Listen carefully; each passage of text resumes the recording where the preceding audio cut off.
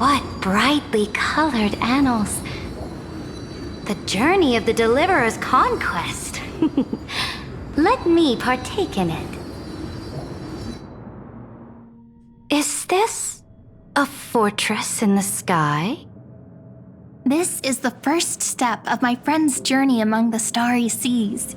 This place is called the Herta Space Station. Just think of it as a supersized grove of Epiphany. Oh, so it's the territory of that witch. She and another Antikytherian lent me a helping hand back at the banquet. Look, over there. Looks like she's talking to Madame Herta in this memory. Let's go listen to what she thinks about this world, all constructed by eons and paths. Are you telling me that woman is Herta? She seems shorter than I remember. Pretty nice space station, huh? But just wait. After a couple more stops on the Astral Express, you'll see sights that'll make this place look ordinary. Oh, the cosmos is so vast that the unknowns far outnumber the knowns. But none of them will end up being anything amazing. The farther you go, the more you'll understand what I mean. So do your best with the nameless. Break a leg! And remember to send an update or two to Asta when you've got some downtime.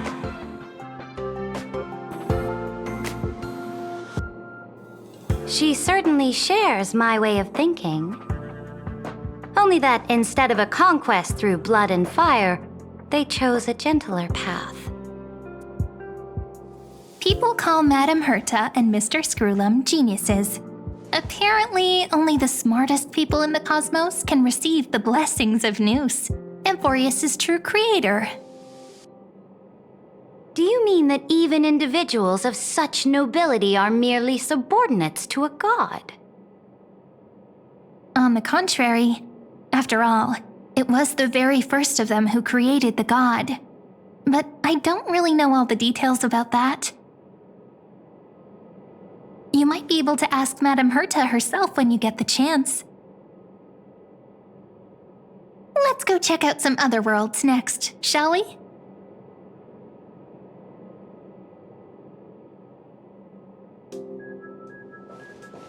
Oh, the cosmos is so vast that the unknowns far outnumber the knowns. But none of them will end up being anything amazing. The farther you go, the more you'll understand what I mean.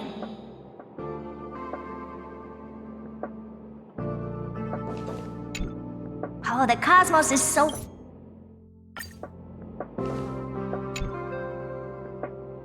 This next stop on the journey has a lot of similarities to Amphorius. A snow-covered land? Interesting. This star is named Eurillo 6. That name sounds so cold. Belobog sounds better. The girl we see here holds a similar station to you, Imperator. She's the supreme guardian of this world, a leader who took up the mantle of government during a disaster. I did not expect the Empress of this world to be so young. Well, your appearance isn't much older. The object in the distance resembles Nikador. Is it a weapon? No, it's called... Right! The Geological Reconstruction Unit. It's all thanks to you that we survived the crisis. The collaboration with the IPC is both an opportunity and a challenge. Nonetheless, it's an important step in our journey back into the universe. This world was sealed beneath its sky just like Amphorius was, and they only managed to reconnect with the stars when the Nameless arrived. That IPC she spoke of, is it a more powerful organization? Yes, the IPC conquered many worlds through trade and opened up a vast territory that way. There are many such powerful alliances beyond Amphorius, and they all walk on roads different from the destruction. Coming back to the Supreme Guardian and her Belobog, didn't they find a peaceful way to enter the interstellar community?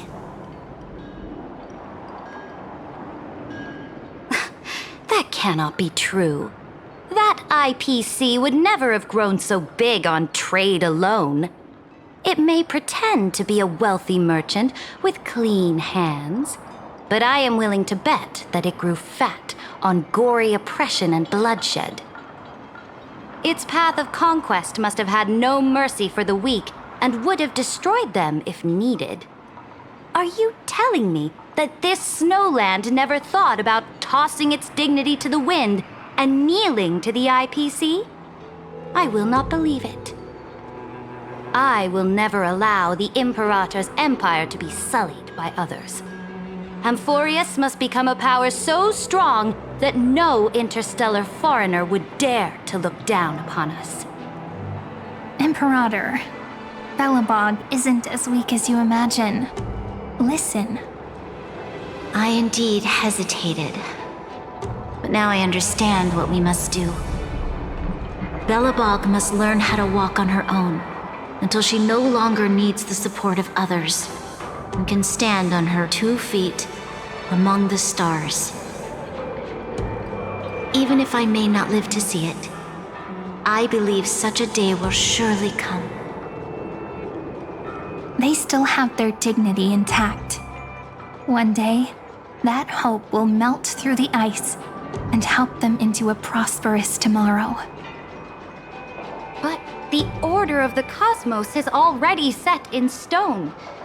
The old laws decree that only the strong survive, binding the weak in an unbroken chain until they wither and turn to dust. Unless they embrace the power of the destruction. Amphorius must shatter the old law and become the new order among the stars.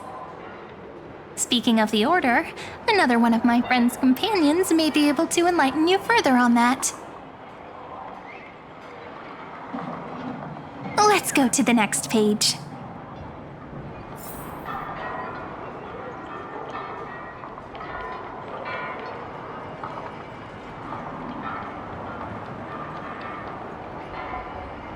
I indeed hesitated.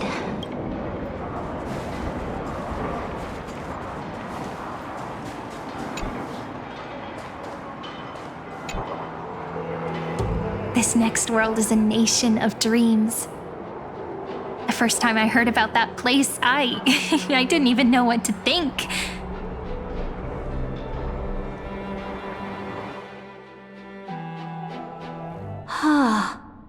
Such opulence does indeed evoke astonishment. This world is called Penacony, an eternal city built upon a land of dreams. It's also my friend's previous stop, where they went through a risky but exciting adventure. Tell me about it then. That man standing afar has wings on his head. I am truly curious.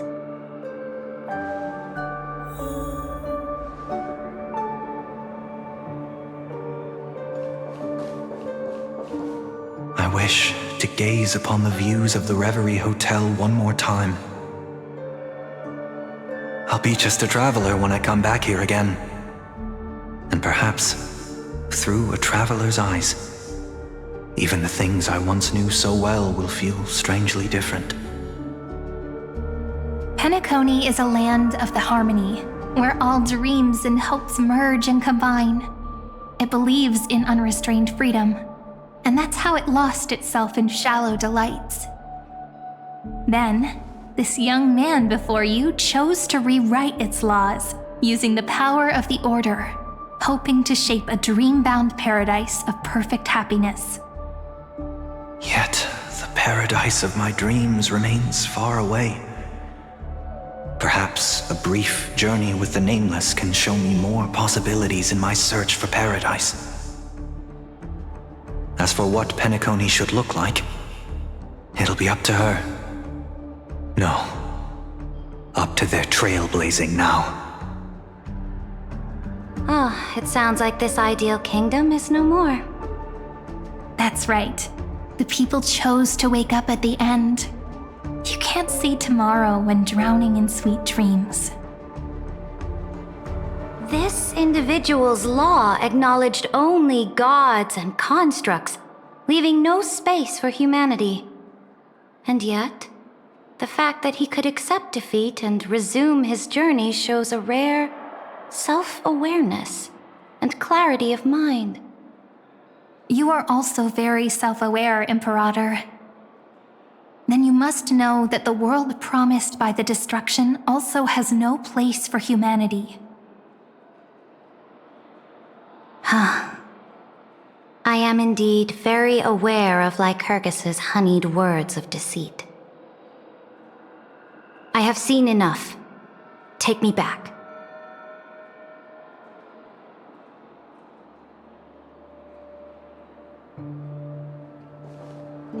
As for what Penacony should look like, it'll be up to her. No, up to their trailblazing now.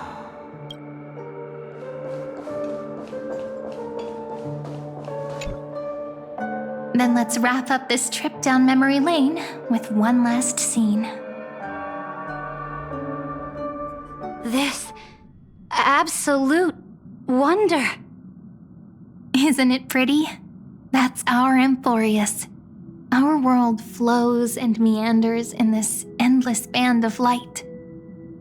Though we were born from the designs of the gods and are not yet truly alive, the Chrysos heirs of Amphorius still chose to stand against fate and carved a legend no different from that of humankind. Will you really renounce the heroes in this world's previous 30 million cycles, Imperator? Including even yourself. Will you bow to brutal destiny and allow that puppet master named the destruction to have their wish? I know what you want to do, sidekick. You want to use that deliverer's memories to influence me and tilt the scales of law toward her and the two geniuses. You really saw right through me, Imperator. How can one rule an empire if one is incapable of understanding people's minds?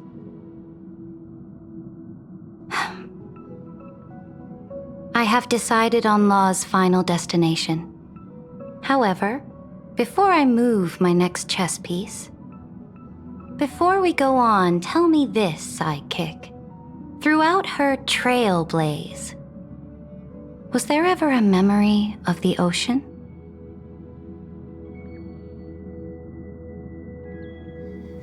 The ocean. My cradle. My home. You shall complete your conquest in the ocean at the boundaries of this world, and eternally slumber in the sound of tides. You shall eternally slumber in the sound of tides, and complete your conquest in the ocean at the boundaries of this world. Our prophecies aligned as flawlessly as a sea snake circling upon itself. An elegant loop, like a joyful hymn, like the circulating ocean current, like our two fates, like Amphorius itself.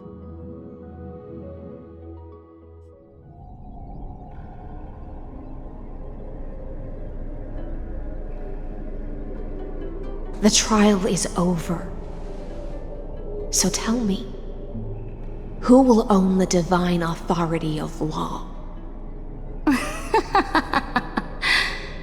I won't give it to anyone. What? I am the law. Why should I give my imperial crown to any other? Both the Deliverer and the Theoros came from beyond the sky. They have no right to interfere with the lands I conquered with my own two hands. The law of Amphorius shall be determined by Amphorius's master. What exactly did you see in the trial? Everything. I saw everything regarding the rules of this world's operation. I saw the laws of extrapolation that Theoros spoke of. I saw the ultimate protocol. As long as I offer a sacrifice of equal weight, I can rewrite the laws of this world according to my will. I can turn good into evil, ugliness into beauty, and weakness into strength. Fate gave me a very fair deal. One rule change for the life of one demigod. What are you planning to do? You can't guess? We can conquer the stars without relying on any power from beyond the sky. We just need to make some reasonable sacrifices. Your ambitions have already made so many people give up their lives for the law. And you're still not done? I am determined for Amphorius to stand on her own 2 feet among the stars. You are beyond reason. You think such a simple and hypocritical statement can justify your atrocities. There's no new without destroying the old. That's what you consider an atrocity? Ironic, for that is also the unchanging law of Amphorius's revolutions. Ever since the Flame Chase prophecy resounded in the distance, fate has decreed for the Chrysos heirs to ignite our blood and illuminate this dark age. People would still be puppets of the old dynasty if it weren't for my conquests. But your world doesn't seem to be any different from your predecessors. Bloodshed, tyranny, oppression. You're making the same mistakes they did. Go and see everything for yourself. Go to any library I've built. Go listen to the rumors on every street corner. Go and witness how the Imperator crushed the old laws and forged new ones. Go and see what my conquests brought to this world. I cleansed the Chrysos War's filth and mended all the conflicts left by the Era Bellica. I restored Akima's might and allowed mortals and Chrysos heirs to face each other as equals in the Council. I punished all sins and rewarded all achievements. I smashed Talantin's shackles, united humankind to save themselves, and started the Flame Chase era. That's what the Imperator has done in her glorious life. So now, hearken to my final words. History will eventually forget Saridra, but it will never forget the Imperator's people or the Flame Chase era she began. Final words.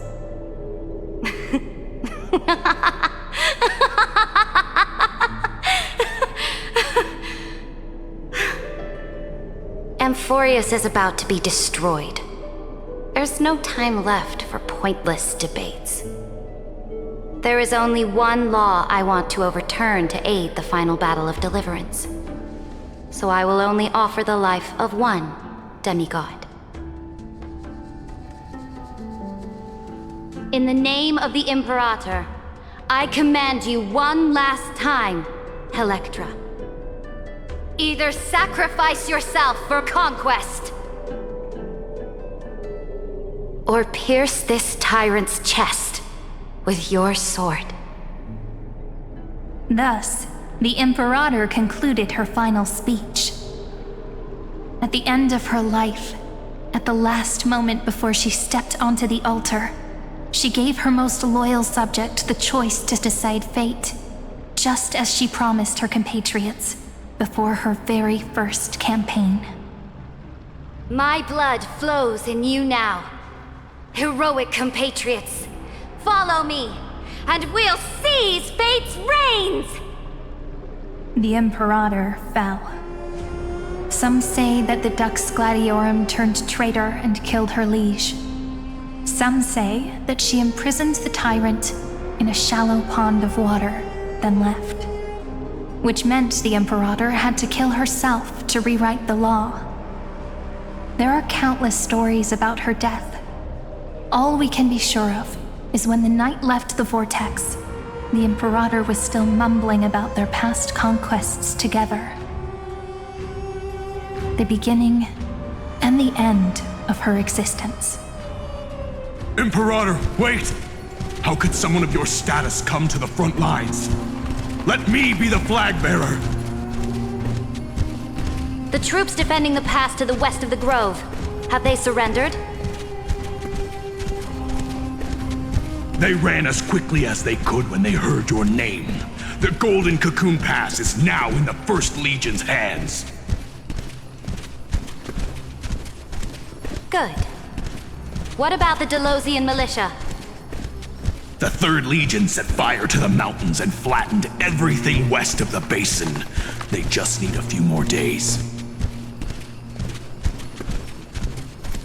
That is enough. We cannot afford to miss an opportunity for victory. Lastly, how many Ladonian cannons are left? They are no more. The Second and Fourth Legions have destroyed them all.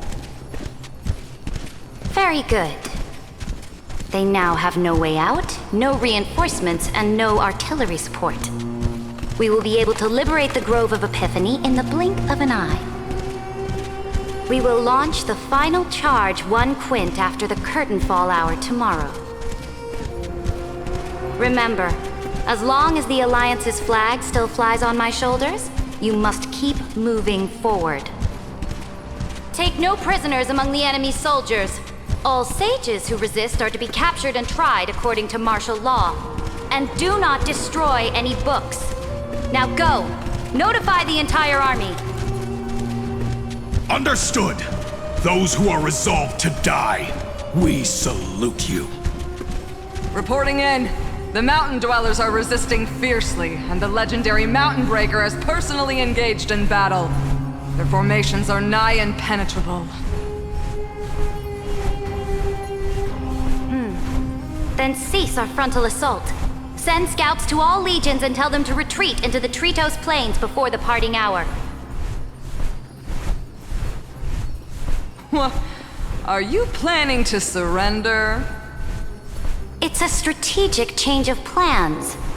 The seismic walking dragon is enough for that battlefield. Walking dragon? You mean that stupid beast, Terravox? What can they even do? Stupid? No. They are the wisest of all of Giorio's creations. Only they can perceive the currents of time. Let them deal with their earthly brethren. We will advance and take the lead in defeating what remains of our enemy. I will deliver the most fiery retribution for the humiliation they dealt us, and crown myself with a god-slaying wreath.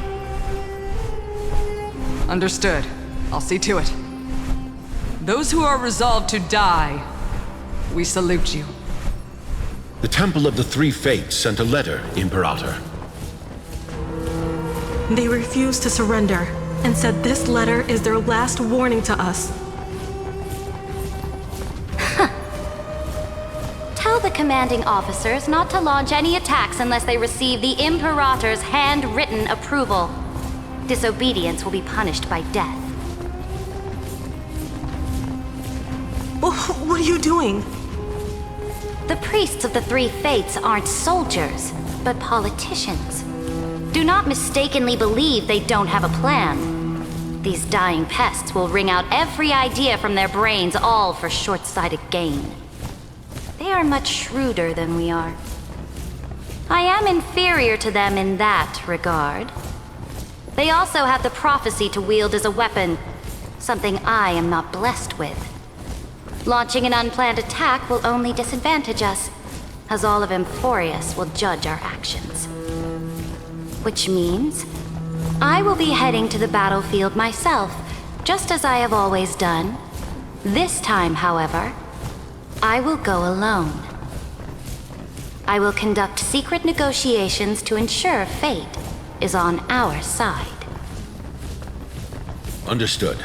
The legions will make their preparations. Those who are resolved to die, we salute you.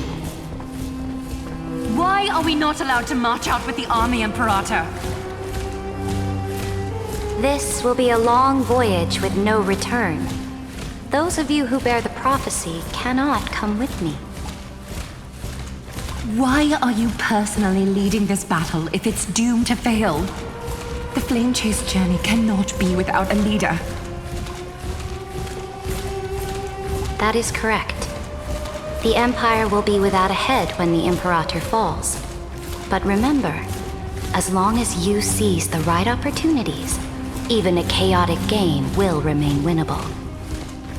My departure will create a long staircase for you.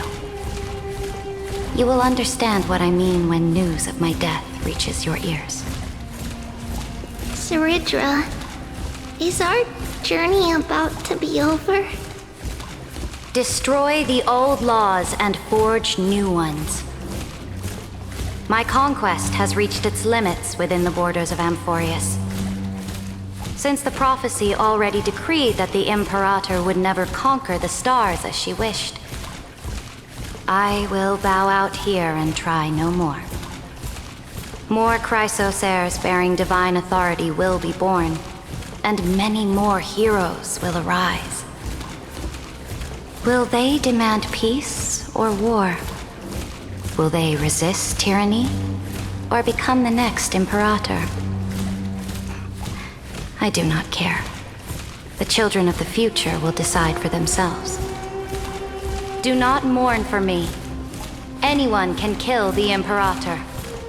But the only one who can truly destroy her is Saridra. At the end, I faithfully recorded the most important battles in the Imperator's life. Her conquest was about to be completed at this point in the story. However, for some reason, a memory suddenly entered my mind just as I was about to put down my pen. It was a journey on a fantastical train. I had the honor of having a heart-to-heart conversation with the Imperator under the stars, and I asked her this question at the end of that discussion. How do you want history to remember you? As a hero who gave up her life for the Flame Chase? Or as a tyrant? She answered so quickly, as if she had made up her mind long ago. I would rather be forgotten than be defined.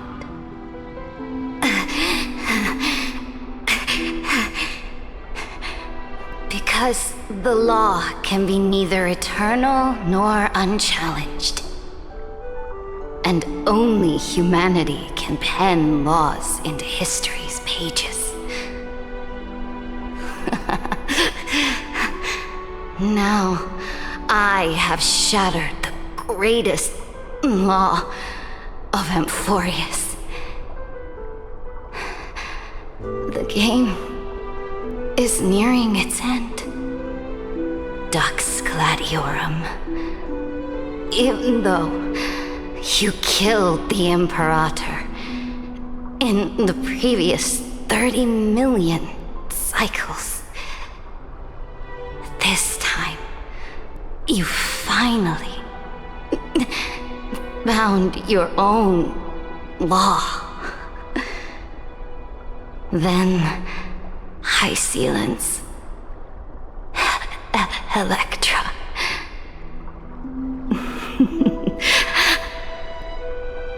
I will ask someone to deliver the prophecy's ocean at the boundaries of this world to you. Will you choose to swim into that ocean? I do not care. Do not care.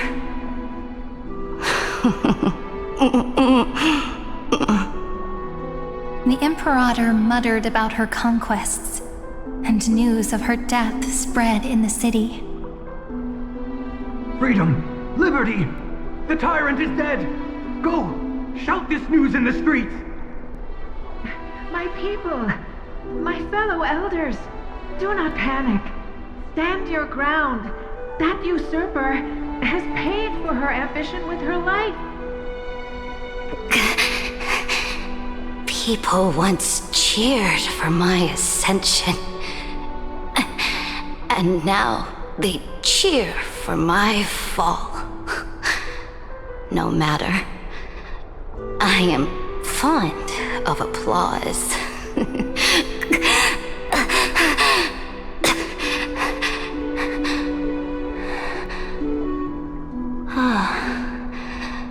I see the cosmos, the battlefield that I cannot reach. I will return in the next cycle. The stars will hear my legion's war drums. Hear the great name of the Imperator. Hear Amphorius's Serit.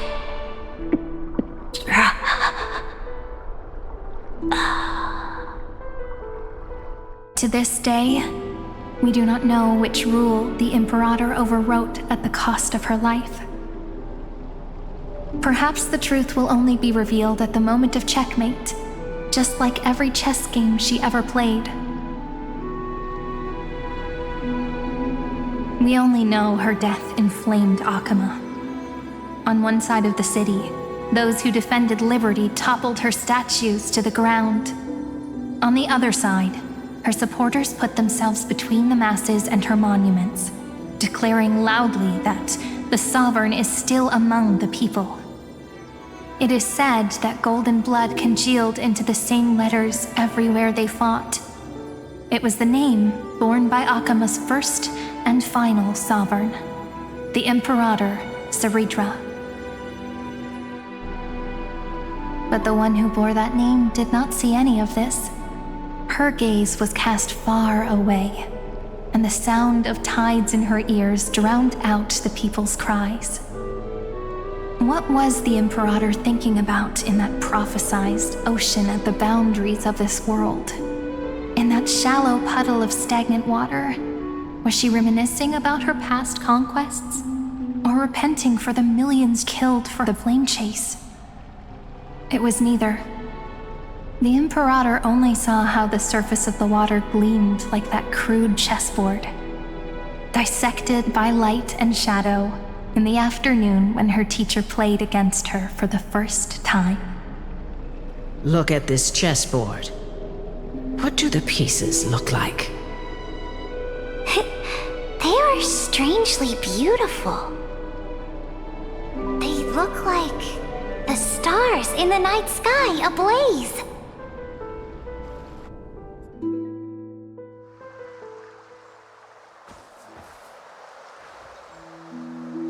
From that page emerged an ocean so vast, so pure, not a single trace of corruption. Is this Saridra? Electra, my subject.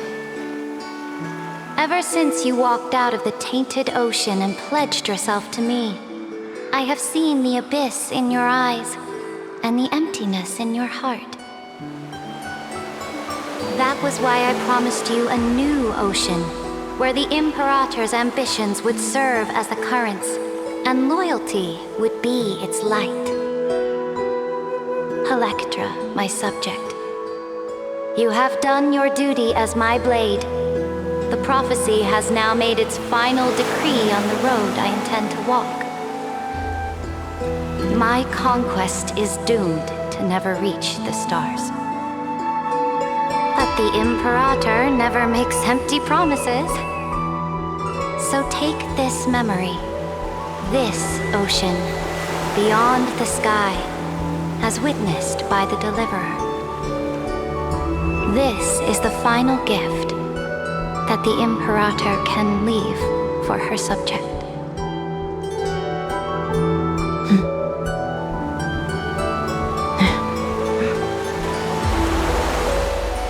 When I was still a fish in the ocean, I always felt so genuine swimming through the waters. But once I stepped onto land, I found myself caught in a play. Every land dweller wore a mask in their life. So I, too, donned a costume and tried to find my role in this show.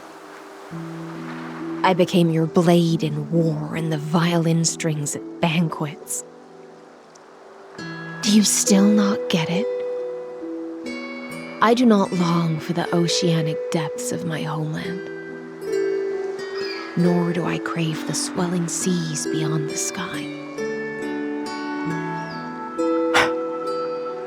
Perhaps even I don't know what I want.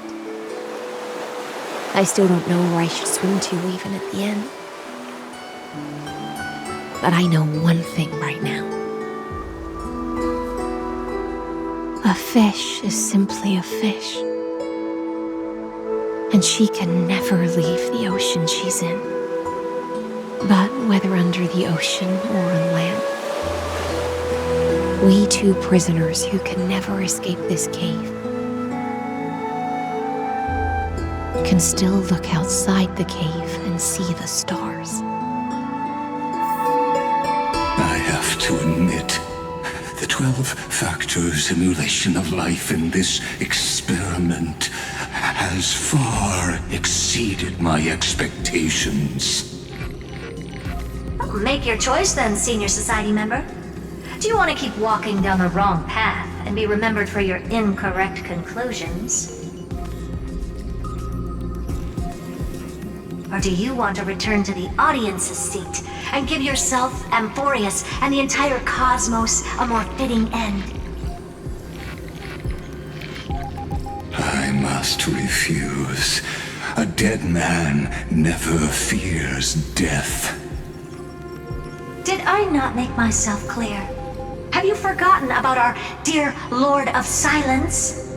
You wouldn't want her to consider your 8 other clones as cancers within the erudition and chop them all up, would you?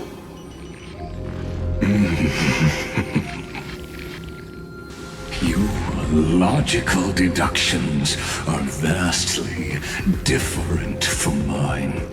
Therefore, allow me to provide one more academic recommendation. Listen, my peers. Why don't you look beyond this world? Just as the Chrysos heirs did. Re-evaluate your calculations and take into account all enemies in the upcoming war among the Eons. Amphorius is not a place where 3 paths entangle, but where 3 paths fight to the death. You used Memoria to resist me, but did you not consider the possibility that the Remembrance and their children might have taken this opportunity to join the fray as well?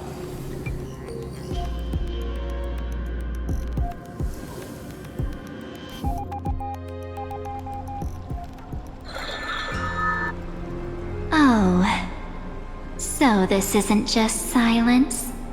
It's the answer.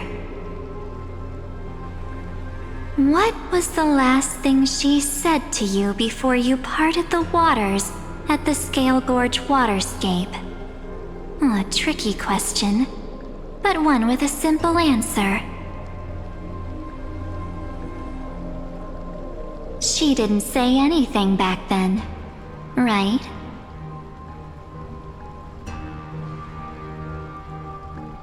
That's correct. And now I'm sure. You are not March 7th, There's no way she would remember that detail.